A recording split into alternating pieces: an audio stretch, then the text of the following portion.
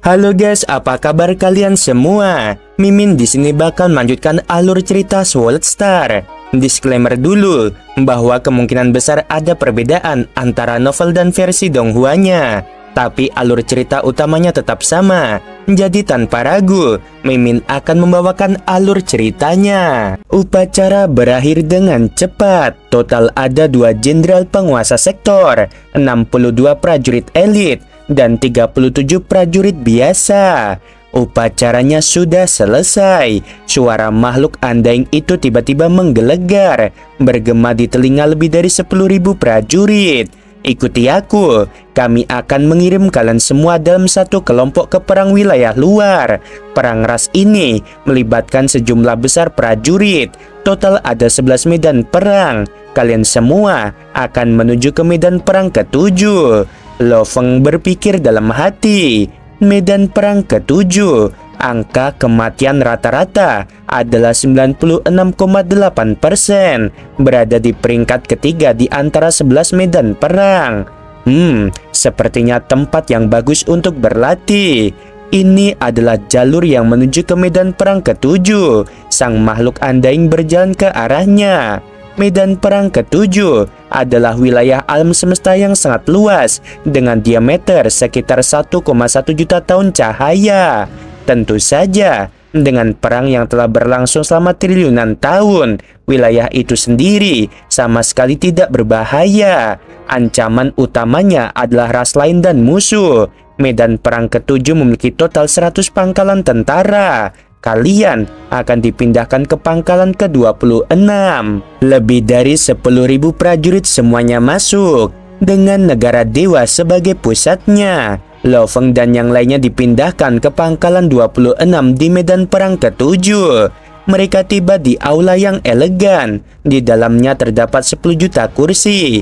Hanya dengan sekali pandang, Lo Feng dapat melihat bahwa sudah ada beberapa ratus ribu penguasa sektor yang duduk di dalamnya. Lo Feng terkejut melihat jumlah penguasa sektor yang berkumpul. Seorang pemandu berteriak keras, prajurit baru sudah tiba. Ada 2 jenderal di kelompok baru ini. Lebih dari 10.000 prajurit mengalihkan perhatian mereka pada Lo Feng dan pemuda jangkung lainnya. Bergabunglah dengan tim elit kami. Kami memiliki pemimpin undying. Poin kontribusi pasukan jauh lebih banyak dan peluang untuk bertahan hidup juga jauh lebih tinggi. Para prajurit tua itu dengan gila mengundang Lo Feng dan yang lainnya. Mereka bahkan tidak peduli dengan 99 prajurit baru lainnya. Setelah beberapa saat, Lo Feng dan pemuda lainnya duduk di meja makan. Di samping mereka, duduk seorang undying berbaju besi darah dengan ekor ular bersisi. Makhluk undying ini bernama Taiwo, dan karena dia adalah makhluk undying pertama yang benar-benar mengundang mereka, Lo Feng dan jenderal penguasa sektor lainnya mengobrol dengannya. Kapten Taiwo, mengapa ada begitu banyak penguasa sektor di sini? Lo Feng bertanya. Total ada 11 medan perang dan masing-masing memiliki 100 pangkalan. Bagaimana bisa ada begitu banyak yang beristirahat di sini? Aku juga penasaran, tanya pemuda di samping Lo Feng. Taiwo menuangkan anggur untuk dirinya sendiri. Bukan hanya kalian berdua, ada banyak prajurit baru yang juga penasaran mengapa ada begitu banyak orang di sini. Jika kalian benar-benar berinteraksi dengan banyak dari mereka, kalian akan menemukan alasannya dengan sangat mudah. Lo Feng dan pemuda yang dipanggil Rock menatapnya. 1008 negara semesta manusia sebenarnya hanyalah satu bagian dari manusia. Sang kapten tersenyum. Dari apa yang aku tahu, ada banyak benua di dalam wilayah rahasia yang dihuni oleh manusia yang tak terhitung jumlahnya. Lo Feng terkejut. Ras tanduk emas tinggal di dunia Laos yang merupakan benua super. Dunia sungai darah juga merupakan salah satunya. Jumlah prajurit di kedua benua ini jelas melebihi jumlah prajurit negara semesta. Wilayah manusia mengarah ke banyak benua wilayah rahasia ini, dan benua-benua ini dipenuhi dengan energi alam semesta. Manusia yang tinggal di sana sebagian besar menjadi penjelajah bintang saat dewasa. Jumlah prajurit yang kuat sangatlah banyak. Taiwo tersenyum. Lo Feng segera mengirimkan seutas kesadaran ke dalam jaringan untuk memeriksa. Dengan otoritasnya, dia segera menemukan banyak informasi. Manusia, berdasarkan lingkungan hidupnya, memang dapat tinggal di negara dewa, wilayah rahasia, dan alam semesta. Jumlah manusia di alam semesta tidak banyak. Perlu diketahui bahwa wilayah rahasia itu memiliki benua-benua yang mirip dengan negara di alam semesta, dan mudah untuk membangun lebih dari 10.000 benua besar di dalam wilayah rahasia. Tidak hanya itu, negara-negara dewa makhluk Undying sangat luas. Banyak manusia dapat hidup di dalamnya. Di dalam aula, Lo Feng bertanya, apakah di antara para prajurit penguasa sektor, sebagian besar dari mereka berasal dari negara dewa? Itu benar, Taiwo mengangguk. Jumlah prajurit dari negara dewa adalah yang terbanyak. Oleh karena itu, banyak prajurit penguasa sektor berasal dari negara dewa. Taiwo tertawa. Melalui banyak situasi dan ancaman hidup atau mati, kekuatan mereka akan tumbuh, dan dengan memperoleh poin kontribusi yang cukup, mereka dapat menukarnya dengan harta karun untuk memperkuat diri mereka. Meskipun mereka hanya penguasa sektor, mereka dapat menandingi makhluk Undying biasa. Pada saat ini, seorang penguasa sektor berjalan mendekat. Lo Feng meliriknya. Dia adalah seorang setinggi 1 meter dengan wajah bulat yang imut. Ada ukiran hijau di pipinya. Dia berdiri seperti anak kecil. Namun, baju besi yang dikenakannya tidak biasa. Hai Kapten, apakah kamu sudah menarik mereka masuk? Penguasa sektor pendek itu menarik kursi dan duduk dengan berisik di samping mereka. Tidak semudah itu. 30% prajurit penguasa sektor baru hanyalah elit. 0,3% dari mereka adalah jenderal. Untuk benar-benar memiliki seorang jenderal di antara rekrutan baru sudah sangat langka. Dan orang-orang ini tidak mudah diyakinkan. Taiwo tersenyum. Setelah itu dia menoleh ke Lo Feng dan Rock. Penguasa sektor pendek itu berkata, "Aku adalah anggota tim Kapten Taiwo. Kalian bisa memanggilku Racun. Aku seorang ahli kimia. Tentu saja, aku juga seorang jenderal penguasa sektor." Lo Feng terkejut. Taiwo berkata, "Total ada 8 orang dalam tim kami termasuk aku. Aku adalah makhluk Undying. 7 lainnya adalah jenderal penguasa sektor. Yang 2 di antaranya adalah petarung, 2 master mental, 2 master ilusi, dan 1 adalah ahli kimia. Racun sangat penting dalam tim kami. Kedua sahabat baruku, ayo kita bersulang." Si kurcaci racun tersenyum dan mengangkat gelas anggurnya. Meskipun ketujuh anggotaku semuanya jenderal, mereka semua adalah orang-orang yang telah melalui pertempuran hidup dan mati yang tak terhitung jumlahnya dan menjadi lebih kuat dari waktu ke waktu, sampai akhirnya mereka dianugerahi posisi jenderal. Hanya Racun yang pertama kali datang sudah menjadi seorang penguasa sektor jenderal. Aku ingin tahu, apakah kalian berdua bersedia bergabung dengan timku? Kami masih kekurangan 2 anggota. Untuk tim penguasa sektor kecil seperti kami jelas merupakan salah satu yang paling luar biasa.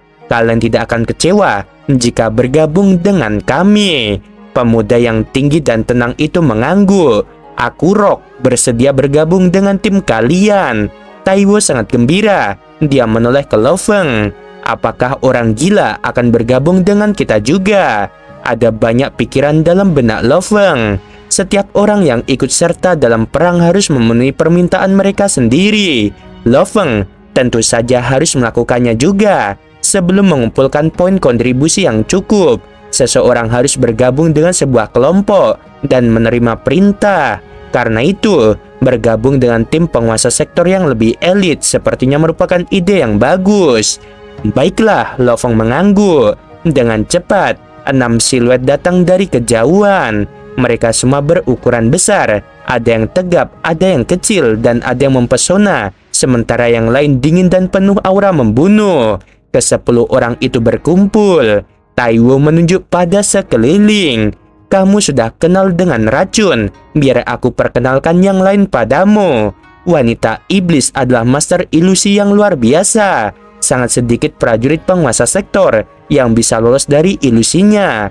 Kalian berdua harus tahu bahwa semua ras wanita iblis memiliki kemampuan mempesona yang sangat luar biasa. Pada saat ini, wanita yang diselimuti kabut itu tersenyum.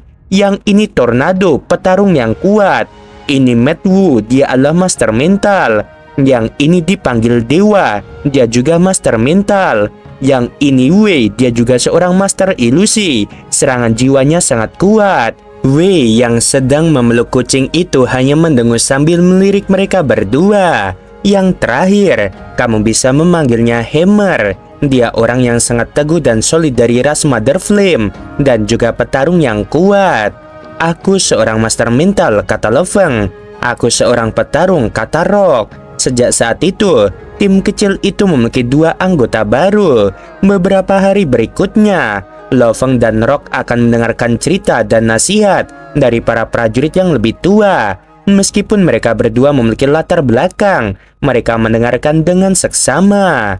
Peserta utama dalam perang ini tentu saja adalah 4 ras puncak. Namun, semuanya memiliki ras sekutu lainnya. Jika kita memasuki medan perang, kita akan bertemu pasukan sekutu lainnya. Meskipun mereka dari ras lain, mereka tetap menjadi mitra kita. Tenang saja, sistem alam semesta virtual akan memberitahu kita jika mereka adalah sekutu kita. Jika tidak, habisi saja mereka. Lo Feng yang duduk di pojok mengerutkan kening. Dia berseru dalam hati. Perang normal yang berlangsung sudah memiliki tingkat kematian lebih dari 95%. Ini digunakan untuk menempa prajurit yang hebat. Mungkin tampak seperti kerugian besar. Sebenarnya ini mirip dengan menciptakan Raja Klan Serangga. Kehilangan sejumlah besar penguasa sektor normal untuk menciptakan satu yang kuat. Peluang mereka untuk menembus ke Undying jauh lebih tinggi. Periode perang yang panjang dan brutal, itulah pelatihannya. Dan setiap 1000 era terjadi pertempuran besar yang menentukan. Setelah tinggal di markas selama 8 hari, Rock mempelajari banyak hal baru yang benar-benar mengejutkan. Namun Lo Feng tetap tenang. Ia tentu telah mempelajari sebagian besar hal ini secara online sebelumnya. Namun mengenai pengalaman utama di medan perang itu sendiri, Lo Feng juga harus mendengarkannya. Di medan perang, ada banyak sekali prajurit ras lain dengan segala macam strategi dan metode. Makhluk Undying tersembunyi di mana-mana. Bahkan makhluk Undying tingkat kaisar pun bisa dengan mudah mati. Bagaimana mungkin Lo Feng bisa ceroboh? Mereka bertahan sampai hari ke-9. Tim penguasa sektor kecil ini bersama anggota barunya akhirnya berangkat dan menuju medan perang. Taiwo memasuki kapal, diikuti oleh 9 jenderal penguasa sektor. Material di sini adalah paduan E9. Lo Feng menatap kapal itu dengan hati-hati mengamati ukiran di permukaannya. Ini sebenarnya ukiran hukum yang paling dasar. Taiwo bagaimanapun juga adalah makhluk Undying, dan dia adalah orang yang telah hidup sangat lama dalam perang wilayah luar. Seharusnya tidak terlalu sulit baginya untuk mendapatkan kapal yang lebih baik. Lo Feng tidak memikirkannya lagi. Ia segera menaiki kapal. Taiwo berkata, "Ayo ke tempat peristirahatan. Ini logam F9, kata Lo Feng dengan lembut. Dewa tersenyum dan berkata, tempat istirahat adalah tempat teraman di dalam kapal. Bahan utama kapal adalah logam paduan E9. Namun di medan perang, tempat itu tidak dapat menahan beberapa serangan yang mengerikan. Oleh karena itu, Kapten memerintahkan ruang istirahat yang sepenuhnya terbuat dari batu induk tungsten. Ini adalah sarang keselamatan kita. Jika kita menghadapi bahaya, setidaknya kita akan punya waktu untuk bereaksi." Setelah beberapa saat, pintu terluar dari seluruh pangkalan mulai terbuka. Meskipun ada lebih dari 10.000 jalur di sana, hanya beberapa ratus yang terbuka. Pangkalan dewa tingkat apa ini? Lo Feng tak dapat menahan diri untuk bertanya. Kelas AAA, mata Poison juga tertuju padanya. Dia berkata dengan lembut, perang wilayah luar adalah pertempuran antar ras. Seluruh medan perang ke-7 hanya memiliki 100 pangkalan, dan ini adalah pangkalan umat manusia. Tentu saja mereka memastikan bahwa pangkalan itu memiliki kelas tertinggi. Bahkan para pemimpin negara semesta, prajurit tingkat itu tidak akan mampu menghancurkan pangkalan ini. Lo Feng mengangguk. Dia telah memeriksa senjata-senjata mengerikan milik ras robot sebelumnya. Beberapa senjata besar sangat mahal, seperti benteng luar angkasa. Harganya masih sangat mahal. Pangkalan dewa masih merupakan senjata-senjata besar tingkat puncak. Semuanya jauh lebih mahal daripada sebuah benteng. Dan di antara pangkalan dewa, nilai AAA adalah nilai tertinggi dari semuanya. Pangkalan itu berfungsi sebagai pelabuhan bagi prajurit. Poison berbaring di sofa dan mengangkat sebotol anggur. Di sanalah tempat yang paling aman. Kamu bahkan tidak perlu khawatir tentang apapun. Namun saat kamu meninggalkannya, bahaya mengintai di sekitar kita. Bagaimanapun, seluruh wilayah dengan diameter lebih dari 1 juta tahun cahaya ini adalah medan perang. Kapten Taiwo tersenyum. Tujuan kita kali ini sekitar 80.000 tahun cahaya dari pangkalan ke-26. Di sana sangat brutal. Pasukan seperti kita biasanya melakukan teknik gerilya. Sebentar lagi ketika kita mencapai area terbuka yang tidak memiliki sampah atau sisa-sisa, kita akan memulai perjalanan alam semesta. Biasanya aman begitu kita pergi ke alam semesta yang gelap. Kita akan dapat beristirahat dengan baik. Dan kita akan melakukan perjalanan selama 3 hari lagi. Kita dapat beristirahat sampai saat itu. Begitu kita mencapai tujuan, itu akan menjadi pertempuran yang haus darah. Lo Fong mengangguk. Ada lebih dari 100 juta titik seperti itu di medan perang ke-7. Kapal semesta itu menghindari daerah berbahaya sebisa mungkin dan mencapai titik aman setelah beberapa saat. Namun, dari jarak sedekat itu, Lo Fong telah melihat akibat dari banyak ledakan energi besar. Dan para jenderal penguasa sektor lainnya semuanya waspada karena mereka tahu pertempuran bisa terjadi kapan saja. Memasuki alam semesta yang gelap, semua orang sekarang bisa santai. Setelah terbang di alam semesta yang gelap selama 3 hari, mereka kembali melakukan perjalanan alam semesta. Bersikaplah waspada, jangan ceroboh. Di dalam ruang istirahat, Taiwo memerintahkan sambil menunjuk ke sebuah ruang di luar yang tidak ada sisa-sisa yang menghalanginya. Dari tempat yang bersih ini ke tujuan kita harus terbang selama 2 bulan. Dan dalam 2 bulan ini, kita akan terbang di tempat-tempat yang berbahaya. Pertempuran bisa meletus kapan saja. Lo Fong telah belajar banyak dari 7 prajurit tua itu. Pertama, Poison adalah berpangkat paling tinggi di antara mereka. Bahkan Taiwo sangat sopan kepadanya. Biasanya Poison sesekali akan menegur yang lain, dan mereka semua tidak akan mengeluh tentang hal itu. Ini adalah otoritas alami yang terbentuk dari pertempuran yang tak terhitung jumlahnya. Rock, Madman, kalian berdua waspadalah. Jika terjadi pertempuran, kami tidak membutuhkan kalian berdua untuk bertarung dengan baik bersama kami. Cukup berikan bantuan. Jika kalian melihat yang lain dalam bahaya, pergi dan bantu mereka. Kapal itu terbang dengan kecepatan di bawah kecepatan cahaya, menghindari ruang manapun yang dapat menyembunyikan musuh lainnya. Di dalam ruang kendali kapal alam semesta yang rusak, ada 3 anggota klan robot berkumpul di dalamnya. Yang ketiganya terbuat dari logam tampak sangat mirip. Palati, kamu telah melakukan pekerjaan yang baik di sana. Kamu telah melukai makhluk Undying dengan parah, dan itu memungkinkan kita untuk menghabisi para penguasa sektor lainnya, dan kemudian bersatu untuk menghabisi makhluk Undying. Dia memang seorang pejabat. Dia memiliki banyak kekayaan. Palati, sebaiknya kita mendistribusikan barang-barangnya. Anggota klan robot bernama Palati menatap kedua orang lainnya dengan tenang. Dengan jentikan tangannya, 2 cincin ruang angkasa muncul, dan dia melemparkan kepada mereka berdua. Aliansi sementara kita berakhir di sini. Kalian berdua bisa pergi, katanya dengan dingin. Ketika melihat isi cincin, mereka berdua menahan amarahnya. Kita bekerja sama, dan kamu sudah mendapatkan keuntungan dari menghabisi makhluk Undying tingkat pejabat itu. Mengenai rampasannya, kamu benar-benar berani mengambil 95%. Kamu keterlaluan. Kami tidak meminta banyak, cukup bagi 40% untuk kami berdua. Kamu akan mendapatkan 60% dan kami masing-masing akan mendapatkan 20%. Palati meraung dengan ganas. Tanpa aku, Apakah kamu pikir kamu bisa menghadapi makhluk anjing tingkat pejabat itu? Dua orang lainnya saling berpandangan dan menggertakkan gigi. Kedua anggota klan robot itu langsung berubah menjadi sorotan cahaya dan meninggalkan sisa-sisa ruang kendali yang hancur itu. Palati mendengus dingin dan matanya berkilau brutal. Meskipun dia tampak seperti manusia logam, dia tetaplah makhluk hidup. Aku kalah cukup banyak kali ini, tetapi untuk benar-benar menghabisi makhluk anjing tingkat pejabat, poin kontribusiku sudah cukup sebagai kompensasi. Termasuk rampasan itu sendiri tidak buruk. Namun, pasukan yang kumiliki telah menderita kerugian besar. Saatnya untuk kembali ke pangkalan dewa untuk mengisi ulang dan memperbaiki kekuatanku. Ras robot adalah AI yang hidup.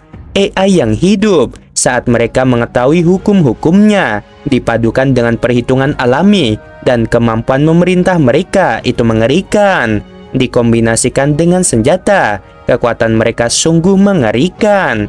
Itu adalah perlombaan puncak yang sama menakutkannya dengan klan serangga. Ratu serangga memiliki naluri bertarung alami. Ras robot bahkan lebih teknis dan berpengetahuan luas. Mereka sangat licik. Duduk di ruang kendali, mata Palati berbinar. Kapal paduan kelas E9, ukiran tingkat rendah di permukaan, tampak seperti kapal tingkat penguasa sektor biasa. Namun, ada kemungkinan itu adalah kapal penguasa sektor elit. Selama masih dalam kemampuanku, aku bisa menyelesaikannya. Setelah ini, aku bisa kembali untuk mengisi ulang tenagaku. Palati tersenyum. Manusia yang menyedihkan. Kalian bisa mencoba mendeteksi lokasiku dengan sia-sia. Dalam hal kemampuan teknologi, dibandingkan dengan ras robot kami, kalian hanyalah rata-rata. Serang, perintah Palati dari kejauhan. Pilar cahaya yang menyilaukan langsung merobek angkasa, menyerbu kapal berbentuk cakram yang sedang terbang. Pilar itu langsung menghantam dan sebagian kapal meleleh. Pilar cahaya yang kuat itu merobek badan kapal paduan tebal kelas E9, menyebabkannya meledak menjadi bola api. Riak-riak melesat ke segala arah yang menyebar hingga puluhan ribu kilometer, menyebabkan sejumlah besar puing dan sisa-sisa terlempar jauh. Di dalam kapal, para prajurit sektor lama berkumpul untuk memasang taruhan, sebab setiap kali mereka keluar untuk bertempur, itu akan berlangsung selama beberapa tahun dan terkadang hingga ribuan tahun. Oleh karena itu, mereka bertaruh siapa di antara dua rekrutan baru yang akan lebih baik. Mereka segera memasang taruhannya. Apakah kalian berdua tidak bertaruh? Kalau kalian bertaruh, aku juga akan menerimanya, kata Poison sambil berjongkok di sofanya. Rock menyeringai, sementara Lovong juga tertawa. Peringatan, alarm yang memekakan telinga berbunyi di seluruh tempat istirahat, menyebabkan para prajurit yang sedang mengobrol langsung mengubah ekspresi mereka. Hampir bersamaan, setiap orang dari mereka dengan cepat mengambil senjata masing-masing. Saat alarm berbunyi, seluruh kapal bergetar hebat. Tempat istirahat juga bergetar hebat. Lapisan luar kapal hancur total, dan tempat istirahat kelas F9 ini terguncang seperti kaleng. Taiwo langsung melepaskan energi yang kuat dan menyelimuti seluruh ruangan. Semuanya keluar, perintah Taiwo. 4 pintu kabin terbuka secara bersamaan. Maju, perintah Poison. Armor langsung menutupi tubuhnya. Di sampingnya, Hammer membawa palu besar dan perisai. Keduanya terbang keluar dari sebuah pintu secara bersamaan. Semua prajurit tua bergegas keluar. Lovong membawa persenjataan Nansen dan mengikuti mereka. Oke guys, sampai sini dulu dan Lumin kok durasinya biasanya 28 menit ke atas, ini cuma 24. Banyak yang Mimin potong karena menurut Mimin obrolan yang gak guna teman-teman, cuma muter-muter. Akhirnya Mimin cut aja ya, ketimbang kalian pusing kan. Oke, sebelum video berakhir Mimin mau bilang sungguh membagongkan. Terima kasih.